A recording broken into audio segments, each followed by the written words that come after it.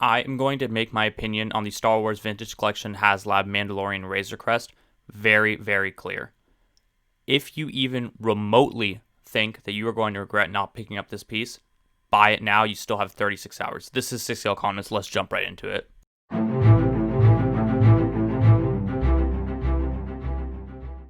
What is going to go to another video? This is 60 Economist. In today's video, we're going to be talking about the Star Wars Hasbro Haslab Vintage Collection Razor Crest. For those of you guys that don't know, I'm a diehard hot toy collector, obviously, but my roots started with Vintage Collection. I started collecting it back when the first line started, back in 2010. So I was super excited when I saw this piece was the new Haslab project. And now that we have 36 hours left and all of the unlocks are revealed, I'm going to explain exactly why this is an amazing piece to add to your collection. As always, first we're going to talk about this piece from a collector perspective, and then we're going to most importantly talk about it from an investment perspective, and I'm going to explain why this is such a great investment into your collection. So obviously, this was announced, I think 45 days ago. We've had 45 days to back the Razor Crest. I think it originally needed like 6,000 backers for them to even make it. Obviously, everyone knew that was going to happen. I think we did it in the first 24 hours. It got 6,000 backers. And then essentially it had more different tier unlocks as you got more backers. We most recently unlocked the last tier, at least that they've announced, which is tier 5. As of the recording of this video, there are 36 hours left to back this piece. Look, it's incredible. When we see these pieces from Haslab, obviously we know the detail is going to be great. That's why they do it for a Haslab. There are arguments that can be made that this shouldn't have been a Haslab piece, but we'll leave that for another video. And we got the final painted version of this piece, and it just looks beautiful. The details on these, the details on this is fantastic. It's amazing that Hasbro can put this much detail into a 3 3/4 scale piece. Obviously, see we get the gun room. I thought they did a really good job too with how they ended up painting it, kind of giving them somewhat of like a metallic-ish finish. And obviously, you are going to get a Mandalorian not carded with this piece. I think the difference with it is that this one is going to have soft goods. I could be mistaken, but I think this one has soft goods, and the one that comes in the package that actually available for retail does not have soft goods, which is always really cool.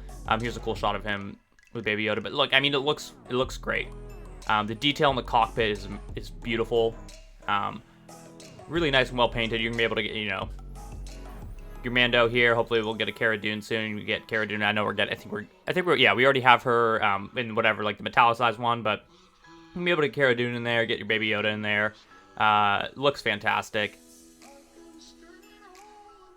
I mean, the detail on it is just great. It's such a great vintage collection piece. And I'm not like a terribly big ship guy. I've had a couple of vintage collection ships, in my past. I've sold a lot of them. They just take up a lot of room, but like given how awesome the Mandalorian is, this is like obviously a great piece to add in there. And we get the escape pods. This is the first tier unlock.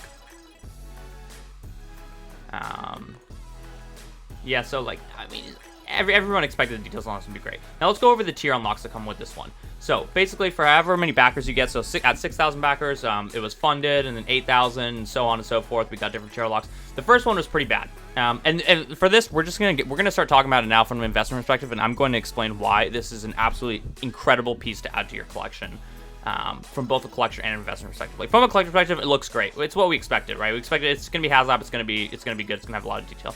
The first unlock was the escape pods. Whatever. That should have came with it anyways. Nobody was too big on that. The second unlock, absolutely the most important unlock of the set, was the carded. What sounds like it should be exclusive, the child. I want to specifically highlight this as to why this is such a great investment.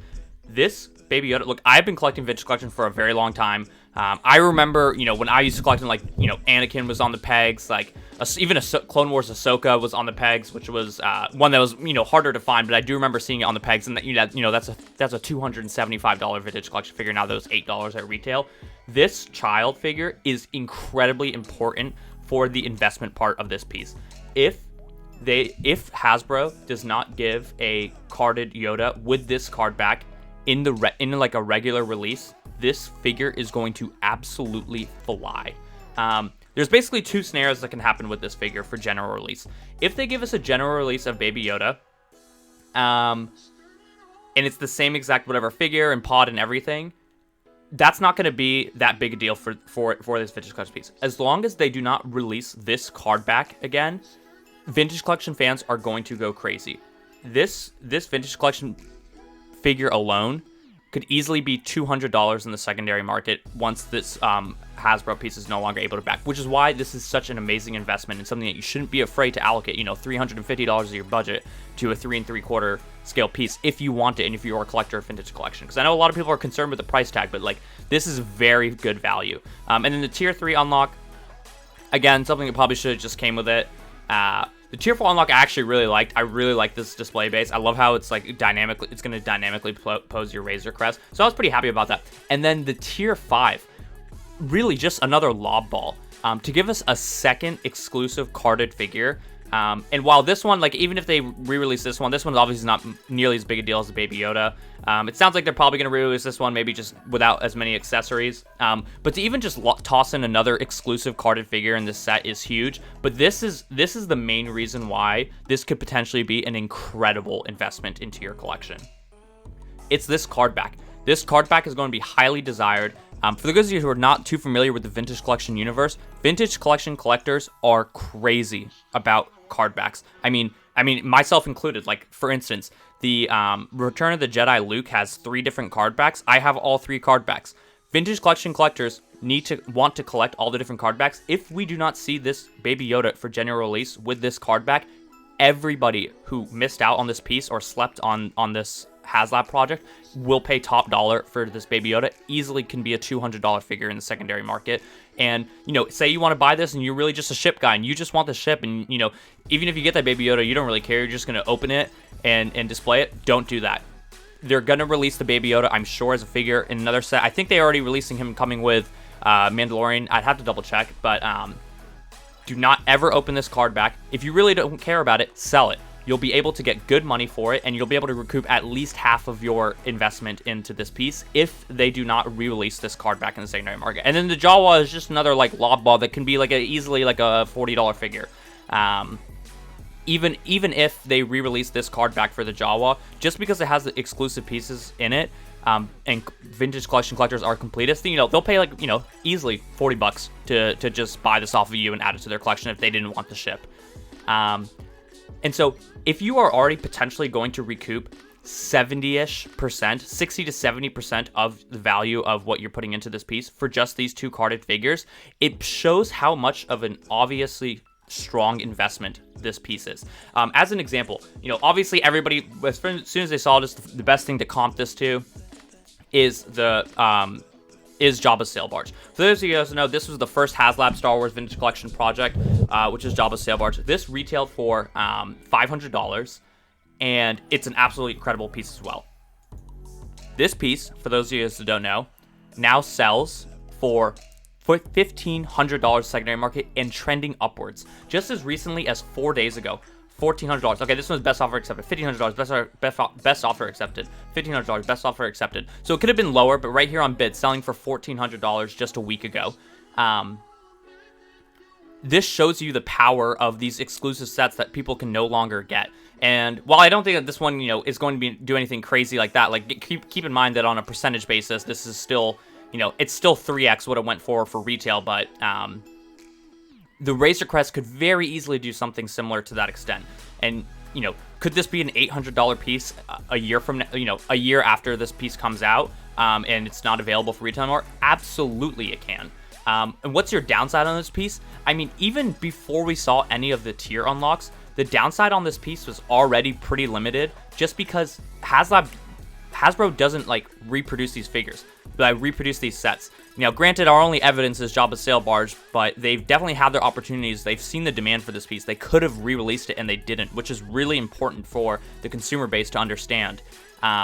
So if Hasbro stays true to that, and I imagine that they will, because, if they just make a Haslab piece and then they decide, a lot of people want this, we're just going to general release it too, that's just going to kill the hype for Haslab and for them to continue to do it in the future. Like, if this thing comes out for general release after they see so much demand and they just re-release it, next time they do a Haslab, I'm going to be like, oh, I'm not going to get this now. I'd rather wait till it hits Target and try and get it on clearance. So the only really downside risk that you have in this scenario is Hasbro deciding to re-release this again for the general public, which I really, really don't think that they're going to do. Why? There's a reason why this is a Haslab project, even though it could have just been a general release. And it's very, very clear what Hasbro is doing. When Hasbro does this as a Haslab, they are paying nothing to all those Walmarts and Targets that they would normally sell this to, and they don't have to worry about them getting clearanced out, which is what happens to a lot of these larger vehicles, like for instance the Galaxy's Edge Millennium Falcon, which is like $100 off of the original price right now, like already trying to make its way to clearance, although it is getting harder to find. So Hasbro is not incentivized at all to release this to the general public, because they know they're going to lose a lot of people's interest in Haslab in the future, and they want people to buy Haslab because everybody is paying the full maximum retail for this piece, and Hasbro does not have to pay out any of the margin to Walmart or Target so that they can sell it to them wholesale. So in general, really just to conclude, based off of the historical evidence that we have with Jabba's sail barge, which, by the way, Jabba's sail barge only came with one figure. It came with Yak Face on the Power of the Force card back. And this figure alone sells for $150, and it's basically stayed at $150 ever since that piece has sold out. And this is definitely a less desirable figure than the vintage carded Baby Yoda with this, like, really, very cute and iconic card design from the show. Like, this is, one of the best shots of Baby Yoda. I feel like the only better one they could have done is maybe him holding the mug. But this is like an excellent one that everybody's gonna want in the collection. And if they don't re-release this card back, this figure is going to fly. I think a conservative estimate, a year from now, is $200 for this figure, and it could be more if they don't re-release it. If they re-release it, that's going to hurt, in which case this is still a solid set, because there's no way they're going to do it exactly how they did it with this. So, again, it's either they're going to do they're either going to remake it with the same card back, which is going to be the worst case scenario for us, in which case they're not going to add some accessory in here they're not going to put in it, but they're going to do something exclusive about it. And I really think that they have to give us this figure again with the pod, which is why I think they're going to have to give us a different card back, which is going to be very bullish for this set. So yeah, look, now I'm not saying go buy it, scalp it, resell it, go flip it for money. I'm just saying, if you want to add this to your collection, but you're concerned because you don't want to spend $350, don't stress about that. You have so little downside on this piece. It's very rare that you get something this limited, and there's going to be more vintage collectors always coming into the market, and they're going to go back and they're going to want this piece. If you really are worried about the price tag, just save your 2 carded figures, sell them, recoup 70% of your investment, and just move on. It's an absolutely incredible piece. We have the historical evidence from Jabba's sail barge. This is just absolutely a buy. You absolutely have to buy this if you are a vintage collection fan or a Mandalorian fan in general and are considering picking this up. But as always, these are just my thoughts. Let me know in the comment section down below. Are you guys picking up the Haslab Razor Crest Vintage Collection piece? Are you guys backing it? You got 36 hours if you're not. I hope this video helps you in your decision. I'm going to get it out as soon as possible so that anybody that's on the fence about this can hear my opinion and hopefully, aid you in your decision. But leave a like, comment, subscribe, help grow the channel. As always, this is 6 Economist. Buy the dip, sell the rip. This is the way. We will see you in the next video.